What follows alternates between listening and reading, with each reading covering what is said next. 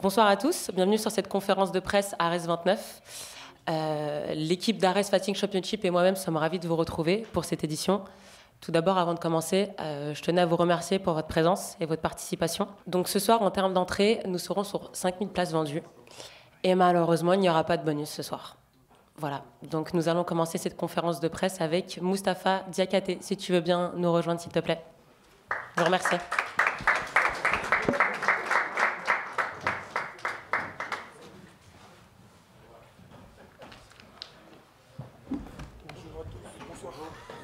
Moustapha, bravo pour ta victoire, on peut t'applaudir. Merci. Moustapha, avant de commencer cette conférence de presse, est-ce que tu as des remerciements à faire, un message à faire passer, ou est-ce que tu préfères passer aux questions directement? Je vais passer aux remerciements. D'abord, merci à l'Ares de me donner cette opportunité de pouvoir combattre. Et c'était incroyable, j'ai kiffé. C'était incroyable. Moustapha, bonsoir. Anes pour Culture MMA. Bonsoir. Bon, on a vu une énorme victoire expéditive de ta part. Tu n'as pas laissé la place à ton adversaire ce soir.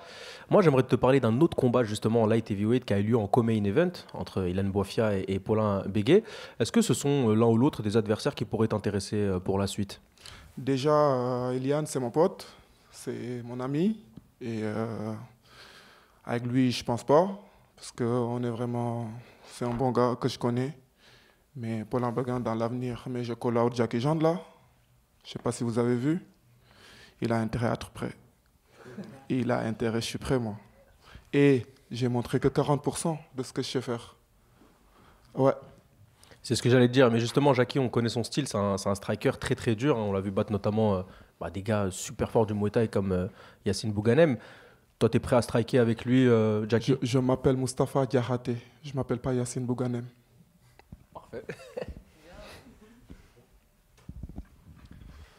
Asdina Bouelda pour le média Hypercute. Je voulais revenir sur ton combat avec ce premier round. Est-ce que tu penses que l'arbitre aurait dû arrêter plus tôt ton combat ou tu penses que c'est une bonne décision d'avoir laissé justement? Plus que c'est long, plus que c'est beau.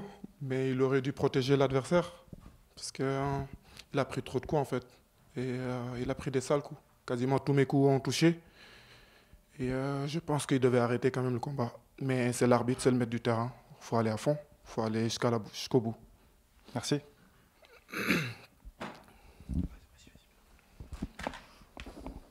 Déjà, félicitations.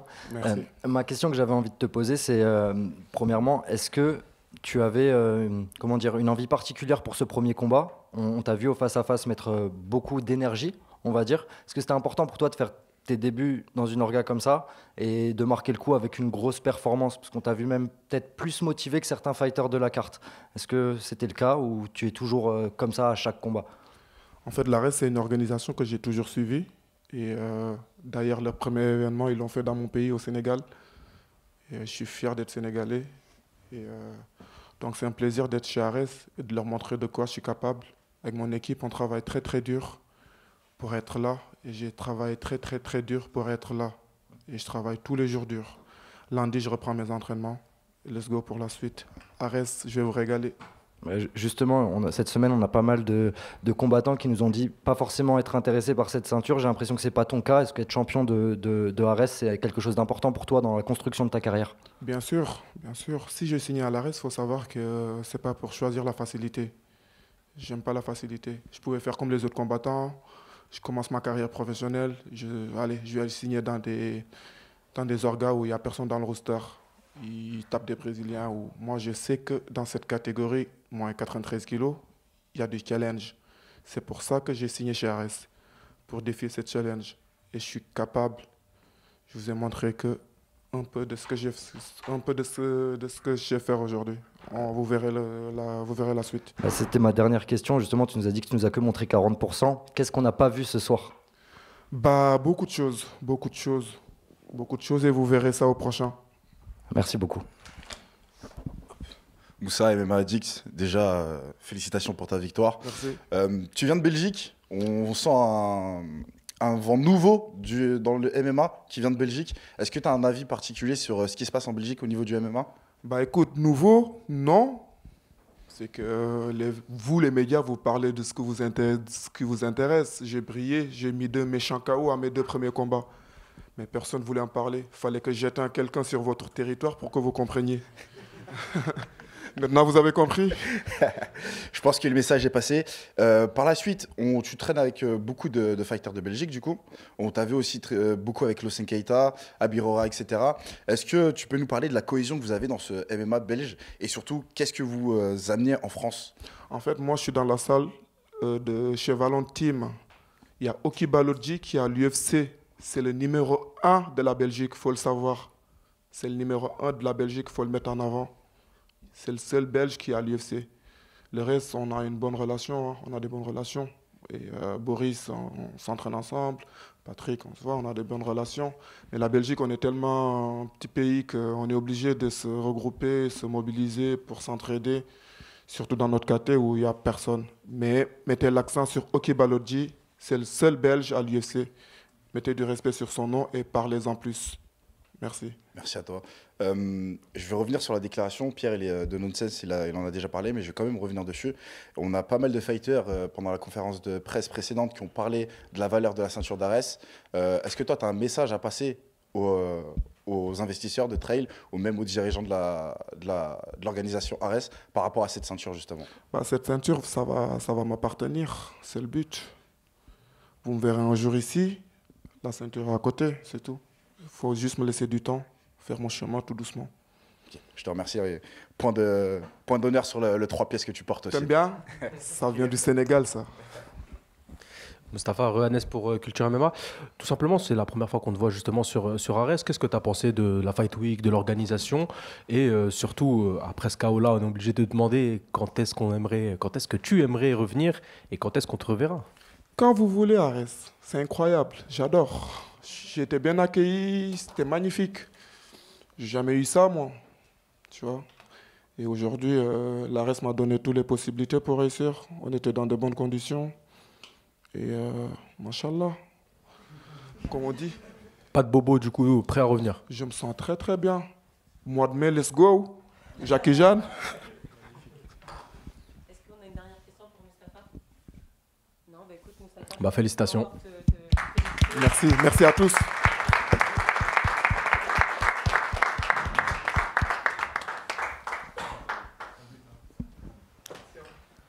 Abou.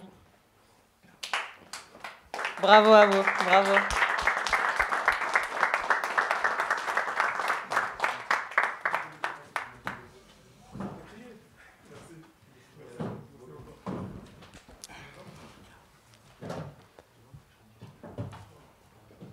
Abou, attends.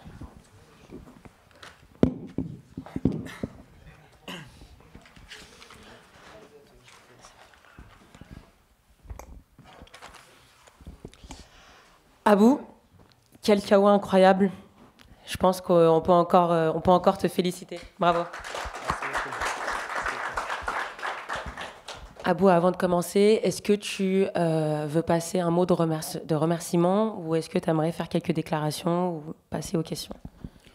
Bonsoir à tous. Merci beaucoup pour votre félicitation. Déjà, je voulais remercier Ares. C'est grâce à Ares qui nous donne cette occasion de participer et de performer. Donc, merci beaucoup Ares. Et merci beaucoup à mes coachs qui m'ont aidé, Frank, Facel, Kichurpal qui s'occupait de toute ma préparation. Donc oui, voilà, les gens proches qui m'ont aidé. Donc merci beaucoup. Bonsoir Abou, Anes pour Culture MMA. Bon, félicitations encore une fois, tu as fait lever et bondir tout le monde de sa chaise, tu nous as tous choqués. Est-ce qu'on peut parler d'une petite spéciale Abou, là, le coup de coude retourné? Parce que là, ça commence à faire pas mal d'extinction des feux, si je peux me permettre. Plutôt spécial Younoussov, on va dire, parce que c'est mon frère qui a commencé et moi j'ai continué. Et là, bientôt, il va revenir et il va montrer la masterclass. Donc voilà. Parfait. Maintenant, j'aimerais revenir un petit peu sur ce qui s'est passé lors de la pesée, le poids raté malheureusement, qui t'a rendu justement inéligible à cette ceinture. Et inéligible aussi au bonus, parce que clairement, il t'aurait été attribué les 10 000 € de bonus pour la finition. Malheureusement, tu passes à côté du bonus parce que justement, le poids a été raté. Qu'est-ce que tu penses de tout ça? Est-ce qu'il y a un petit regret justement? Et est-ce que tu peux un petit peu revenir sur ce poids? Franchement, ça, je ne savais pas que ça marche comme ça. Je viens de savoir, je me dis là. C'est dommage, mais malheureusement, pendant cette préparation, j'avais des gros problèmes, genre des problèmes de problèmes. Donc, jusqu'à dernier moment, je ne savais pas est-ce que je vais combattre ou non. Genre vraiment, il me restait combien 10 jours avant le combat qui me dit que tu combats contre un adversaire. Et faire 2 mois de diète, de préparation, quand tu ne sais même pas si tu vas combattre ou non, c'est hyper dur. Pour vous dire, un de mes managers m'envoie un message, il me dit ouais, c'est pas sûr que tu vas combattre. Et là, 4 jours après, finalement, il m'envoie un adversaire et moi j'accepte. Mais il faut savoir que je suis pas un robot non plus, je suis un humain. C'est la pire préparation de carrière de Abou. C'est moi qui l'ai entraîné en grande partie à 3, avec notre collègue Adam qui est handicapé de une main, pour savoir à quel point c'était dur. Donc voilà, il y avait beaucoup de problèmes intérieurs, ce qu'on va régler juste après. Et malgré ça, à 10 jours, on nous propose 2 adversaires. Abou, il avait le choix de prendre n'importe quel. Abou, il choisit, pour vous dire, l'autre, il avait un record 10-1, sauf qu'il a combattu que des 0-0. Il n'était même pas dans les rankings. Donc normalement, Abou, ou n'importe qui, à 10 jours, il prendrait le deuxième adversaire. Abou, il a dit, je veux Maicon parce que Maicon, il est 100 places plus que moi sur Fight Matrix. Je veux avancer dans ma carrière. Il a joué, il a gagné. Mais la situation, ça nous déplaît et on n'est vraiment pas content de ce qui s'est passé. Rien à ajouter, toujours pas à Touji. Aboubacar, déjà félicitations pour cette nouvelle victoire spectaculaire encore une fois. Il s'est passé quelque chose dans le combat, on a vu que tu avais pris des coups à la tête, derrière la tête. Est-ce que tu peux nous expliquer un peu plus ce qui s'est passé avec l'arbitre? En fait, les moments où je me rappelle que je voulais m'enlever, il m'a frappé au moins 2, 3, 4, c'est sûr. Au moins 3, c'est sûr que j'ai eu derrière. Et les premières quelques secondes, la tête, ça commence à tourner. Genre, je voyais 2 arbitres, on va dire, devant moi. Après, bien sûr que ça se passait, c'est comme tu touches quelqu'un, il joue et après il revient. Voilà, je pense que j'avais cette petite choc. Et heureusement que là, le round, il est fini, parce que je ne suis pas sûr qu'est-ce qui va se passer un peu, si ça dure un peu plus, on va dire. Mais le coup derrière, c'est dangereux. C'est pour ça, justement, c'est interdit en MMA. C'est illégal. Donc, voilà, je pense que c'est juste un petit truc là. Mais bon, c'est ma faute. Il ne fallait pas que j'arrive jusqu'à là, c'est tout. Depuis ton arrivée à l'ARES, il y a eu à chaque fois des finishes spectaculaires, surtout dans tes premiers combats. Du coup, il y a eu une attente des fans par rapport à toi. Tu les avais un petit peu déçus avec les 2 dernières victoires où tu avais fini à la décision, là où toi-même tu voyais terminer le combat. Qu'est-ce que ça te fait d'enfin finir un combat? Franchement, les fans, ils sont trop durs. Ils sont vraiment trop durs, c'est un truc de ouf. Premières 3 combats à Arès, j'ai fini. Les 2 premières, j'ai fini en premier round. Après les 3e, Mustafa Eda pour la ceinture, j'ai le mis KO, 12e round. Et puis les gens ils commencent à parler, ouais, c'est pas sûr qu'Abou il va tenir 3 rounds. J'ai fait 3 rounds, ouais, mais fin de 3 rounds, il a commencé fatigué. En 5 rounds, c'est sûr qu'il est mort. J'ai fait 5 rounds, ouais, mais 2 derniers combats, il a fait une décision. Là, j'ai mis KO, je sais pas qu'est-ce qu'ils vont dire. Je pense que le message est passé. Merci à toi. Abou, félicitations pour cette performance. J'ai 2 questions à te poser. La première, est-ce qu'il t'a surpris au premier round? Parce que on voit qu'il n'était pas meilleur que toi, on l'a vu à la fin, mais tu as fait à un moment donné, je pense, une erreur en lutte. Il a vraiment bien profité dessus. Est-ce qu'il t'a surpris techniquement? Non, rien de tout. Juste, était dur, bâtard. Ouais, c'est tout. Mais bon, sinon, voilà, il m'a rien surpris. Qu'est-ce qui m'a surpris? Je l'ai dominé. Juste, je l'ai donné les dernières 20 secondes. Juste, dernières 20 secondes, je l'ai donné, c'est tout. Et je l'ai donné parce que je fais une tentative de submission. Je pourrais rester sur lui jusqu'à fin de round. Parce que le fin, il demande finish. Oui, mais tu n'étais pas inquiet à la fin du premier round? Je veux dire, il n'y a pas eu de moment, tu étais toujours toi en contrôle dans la cage? Non, je vais revenir. En 2e round, je savais que je vais faire mon boulot. Et nulle part était plus fort que moi. Voilà. J'ai une dernière question, je ne te l'ai pas posée à la conférence de presse parce que vous aviez tous les 2 un adversaire. C'était toi et Lee Scott, vous avez eu les 2 une belle performance. Ce que je trouve très intéressant, c'est que tu as fini ton adversaire en striking alors que tu es censé être un lutteur. Lui a fini son adversaire au sol alors que c'est censé être un striker. Les 2, vous parlez énormément de l'UFC. Est-ce que tu ne crois pas, malgré tout, qu'un combat en 5 rounds entre vous 2, ce serait pour le gagnant une autoroute tout droit vers l'UFC? Écoute, j'ai déjà tenté ce truc, faire 3 fois déjà. Je faisais des grosses préparations, 9 mois avec ma cassette, tout ça. Moi, j'étais prêt. Moi, j'étais prêt de risquer de 0 que je l'ai.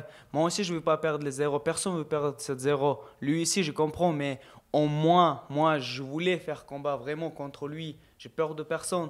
Mais lui, il a fait quoi? pendant 3 fois, qu'est-ce qu'il m'a fait? Pour vous dire, les derniers combats, il a même pas commencé la préparation contre moi. Il m'a dit ça en 2 semaines avant le combat. Et puis il fait un pull-out. C'est un manque de respect de ouf. Juste un truc, aux conférences avant le combat, Lee Scott vous avez fait comprendre qu'il ne veut pas la ceinture. Il ne veut pas combattre. Donc s'il ne veut pas la ceinture, on le met contre Abou. Abou il va commencer sa préparation. Qui nous dit qu'il ne va pas sauter encore une fois? C'est vraiment perturbant quand tu fais des diètes et tout, c'est difficile. Et dernière question, tu parlais des 2 performances avant que soi-disant elles étaient moins bonnes, mais ce combat même contre Louis Scott qui a été remplacé, il me semble que tu l'avais fait aussi avec une main cassée. Les gens ils sont pas forcément au courant. Est-ce que toi tu aurais même pris ce fight contre Louis avec une main cassée? Bah, main cassée ou non, je sais que je peux le gagner. Donc, mais moi, j'étais prêt de risquer, d'aller à la guerre même avec main cassée. Je ne faisais pas semblant que j'ai fait ma préparation pour annuler le dernier moment.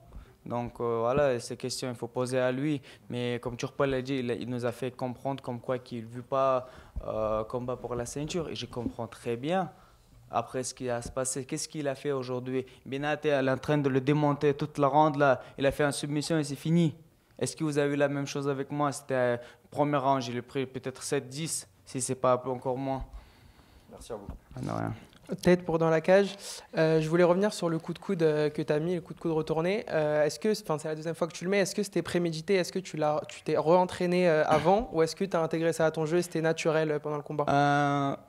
En fait, exactement cela, je n'ai pas fait. Mais après, coach Frank, il m'a fait travailler des coups de coude dans tous les sens, tu vois. Mais après, ces coups de coude, c'est difficile de travailler parce que le problème est qu'en sparring, contre mes coéquipiers, je ne peux pas les frapper, je vais blesser quelqu'un. Mais ici, je peux lâcher cette agressivité, je peux même tuer, je m'en fous, tu vois. Non, après, je rigole. Abusez pas là. Ils vont prendre les trucs là après. Juste, Abou, c'est un génie. Toute sa vie, il était surdoué. Quoi qu'il fasse, au bon moment, il fera le bon choix. Et ça, c'est ce qui différencie des autres combattants. Et juste pour parler de la suite, on a parlé de Scott, etc. Est-ce qu'il y a un autre défi qui t'attire à Arès ou est-ce que tu envisages d'autres choses Écoute, en tant que je suis un combattant et champion de Arès, je trouve que ça sera un peu irrespectueux si je parle d'autres organisations, tout ça. Je vais parler avec Arès et on verra, mais comme tous les combattants au niveau haut, niveau mondial, j'aimerais bien tenter mes capacités à UFC, mais je respecte énormément l'organisation Arès qui m'a tout donné. Donc d'abord, on verra qu'est-ce qu'ils veulent Arès. Et si on tombe d'accord entre nous, on verra les prochaines étapes. Voilà.